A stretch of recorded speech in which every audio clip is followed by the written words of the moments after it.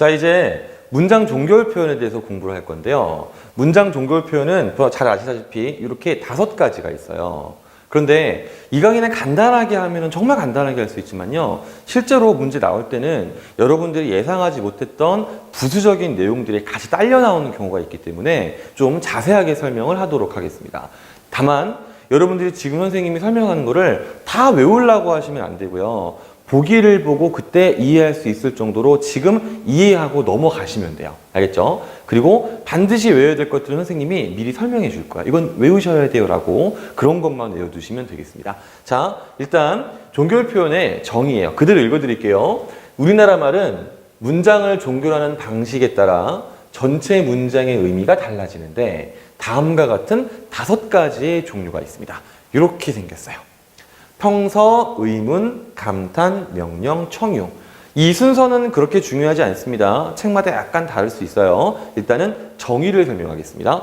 평서문이라는 거는 어떤 특정한 요구를 하지 않고요. 그냥 단순하게 정보나 의도를 전달하는 것을 평서문이라고 해요.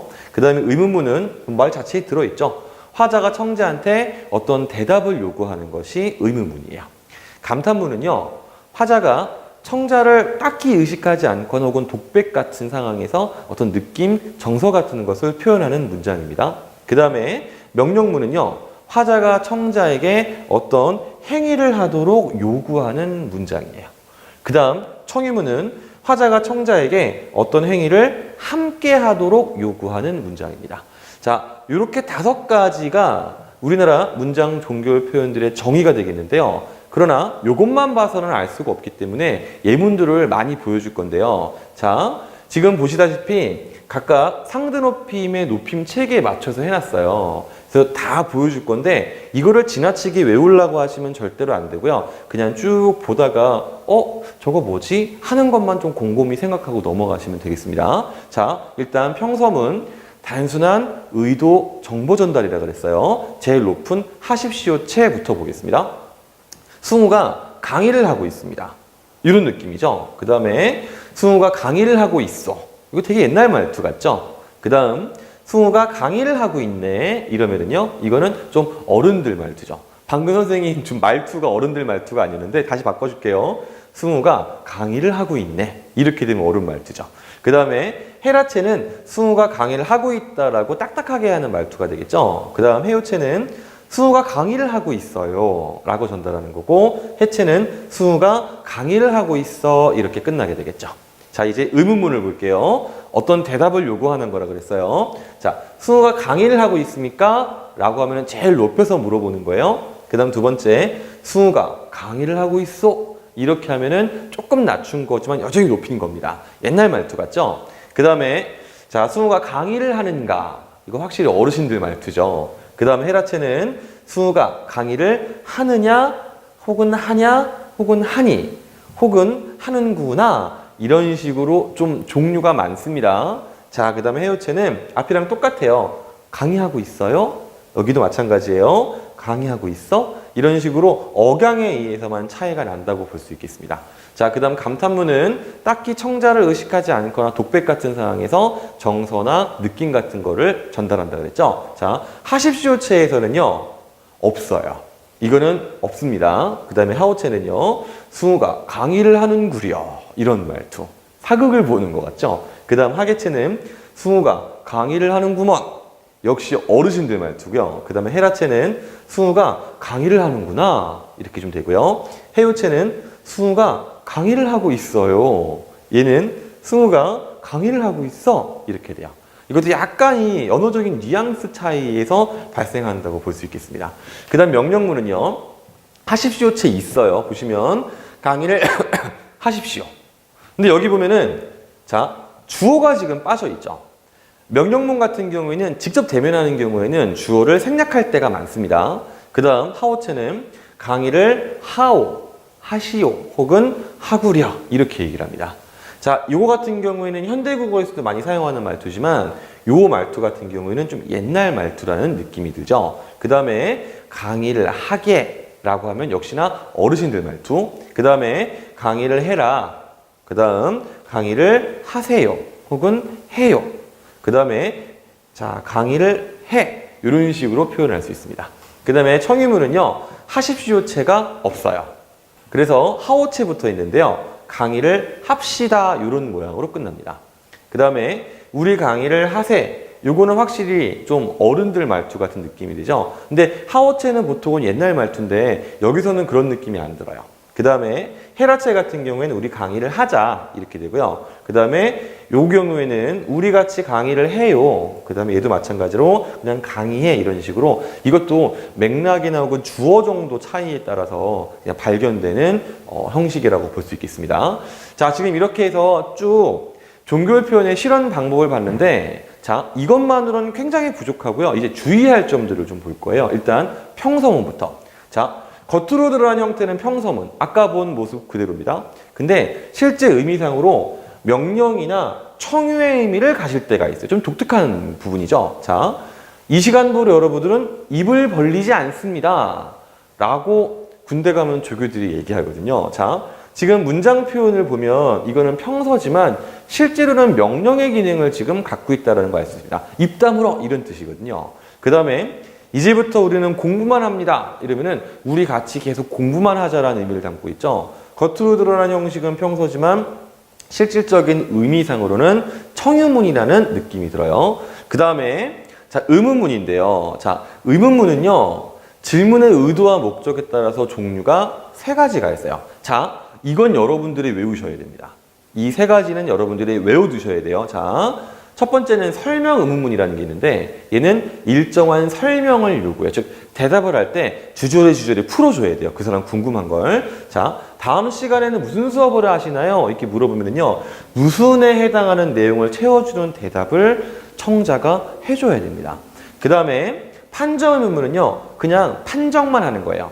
기다 아니다. 즉 옳다 그르다만. 그래서 자, 지금 밖에 비가 많이 옵니까? 라고 하면요. 응, 아니 혹은 네, 아니요. 요 정도로만 대답을 하죠. 그게 바로 판정 의문문이에요. 세 번째, 수사 의문문이라는 게 있는데 얘는 사실 우리가 앞에 배웠던 의문문의 정의랑은 안 맞아요. 무슨 말이냐? 대답을 사실 요구하는 게 아니거든요. 얘는 대답을 요구하는 게 아니라 단순 서술이나 명령, 감탄의 효과를 내고 있는 의문문입니다. 그래서 자, 이 강의 정말 좋지 않아? 이거 사실 그냥 물어보는 것 같지만 대답 안 해도 큰 상관없거든요. 자기 그냥 좋아서 하는 얘기일 수 있으니까요. 그 다음에 날도 더운데 꼭 그렇게 문을 닫고 있어야겠니? 이거 속뜻이 뭐겠어요? 문 좀 닫아라 이런 얘기죠. 그 다음에 그렇게만 되면 얼마나 이거는 감탄의 의미를 가지고 있죠. 그죠? 자, 그 다음에 의문문에서 또 주의할 게 있는데 설명문의 의문문에서는요. 다른 의문문이랑 차이가 있어요. 뭐냐면 대답을 요구하는 기능을 하는 물음말, 의문사가 있습니다. 이 물음말이랑 의문사라는 게 뭐냐면 우리 흔히 뭐 누가 언제 어디서 이런 육하원칙 말하는 거 있죠. 그런 게 바로 물음말, 즉 의문사에 해당돼요. 그래서 누가 이 사과를 먹었니라고 하면요. 이 누군지를 밝혀줘야 돼요. 설명해줘야 되고요. 언제라고 하면은 그 시기를, 어디서라고 하면 장소를, 무엇이면은 대상을, 어떻게 하면은 방법을, 왜면은 이유를 설명해줘야 됩니다. 자, 그런데 요거 외에도 조금 더 몇 개의 의문사가 있어요. 이런 거죠. 너는 어떤 공부를 하고 있니? 자, 어떤이라고 하면은요. 여기서 유사한 게 무엇이랑 좀 유사하죠. 대상을 설명해 줘야 돼요. 그 다음에 너는 어느 나라에서 왔니? 이것도 장소를 설명해 줘야겠죠. 그 다음에 사과를 몇 개 먹었니? 라고 하면요. 숫자를 설명해 줘야 돼요. 이런 식으로 선생님이 노란색으로 써놓은 것들은 전부 다 물음말, 한자어로는 의문사 이런 것들을 지금 설명하는 말들입니다. 자, 그 다음에 명령문도 유의할 점이 있어요. 뭐냐면요. 서술어 중에서는요. 동사만 명령의 기능을 수행할 수 있어요. 그래서 예전에 우리 배웠을 텐데요. 예를 들면 이런 거예요. 건강하세요 라는 말을 하면 이건 잘못된 거라고 했죠. 그 이유는 뭐냐면 건강하다는 형용사입니다. 그래서 올바른 표현으로 바꾸면 건강하시기 바랍니다 라고 바꿔줘야 돼요. 알겠죠? 자, 어쨌든 그 다음에 예문을 보면요. 밥 좀 그만 먹어라 하면 이거 먹다는 동사니까 명령형이 가능하거든요. 그런데 이제 좀 시원해라. 시원하다는 이 친구는 형용사죠. 그렇기 때문에 명령형으로 바꿀 수가 없습니다. 잘못된 표현이에요. 자, 그 다음에 문장의 주어는 언제나 청자입니다. 그리고 듣는 이가 명확하면요. 생략을 할 수 있고 웬만하면 생략해요. 자, 여기서 너는 공부 좀 그만해라 이렇게 말할 수도 있지만 실제로 더 자연스럽게 쓰면 사람을 대면한 상태에서 공부 좀 해라 이렇게 할 수 있죠. 자, 생략하는 것이 더 자연스러울 때가 많은데 이 부분 보세요. 사람을 두 명을 놓고 확실하게 지명을 해줄 때는 이름을 집어넣습니다. 자, 정석이는 수학을 공부하고 성문이는 영어를 공부해라. 이래야지 해당되는 것이 명확해지죠. 이럴 때는 생략을 하지 않습니다. 그 다음에 명령문도 종류가 있어요.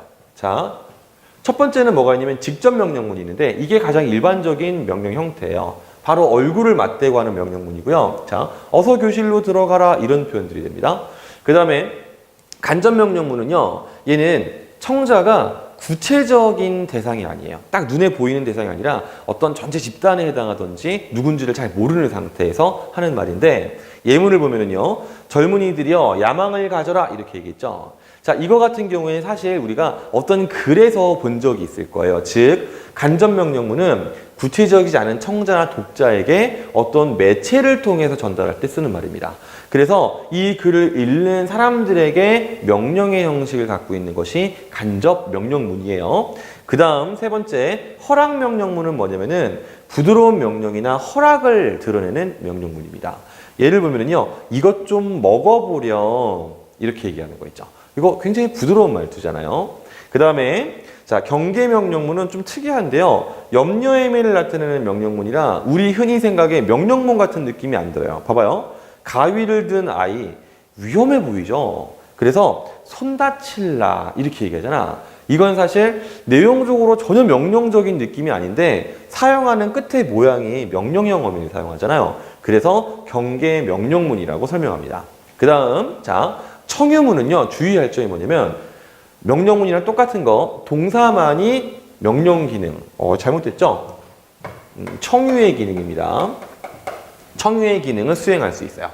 예문을 보면 자, 우리 벤치에 앉아서 쉬었다 가자 이렇게 하면은 적절한 표현이죠. 함께 쉬자라고 지금 얘기한 거예요. 그런데 이제 좀 예쁘자는 말이 안 되는 표현이죠. 자, 이런 거 정도 주의하시고요. 또 자, 맥락에 따라서요. 청유문임에도 불구하고 화자의 단독 행동을 말하거나 혹은 청자의 단독 행동을 요구, 즉 명령문 같은 기능을 수행할 때가 있어요. 자, 예문이에요. 사람이 가득한 엘리베이터에서 좀 내립시다 이러면 비켜달라, 내가 내린다 이런 얘기죠. 이거는 화자의 단독 행동을 말하는 거예요. 근데 여기서 떠드는 친구한테 좀 조용히 하자 이러면은요, 너 좀 닥쳐, 명령의 기능을 하고 있죠. 자, 그 다음에 청유문이랑 명령문 둘 다 주의할 게 있는데요. 얘는 다른 말과는 다르게요. 부정 표현을 사용할 때 말하랑 말자만 사용할 수 있어요. 자, 이거는 지금 아마 이해가 안 될 수 있어서 요 바로 다음 강의가 부정 표현이거든요. 거기서 여러분들이 이해를 해보시면 좋겠습니다. 자, 고생했습니다.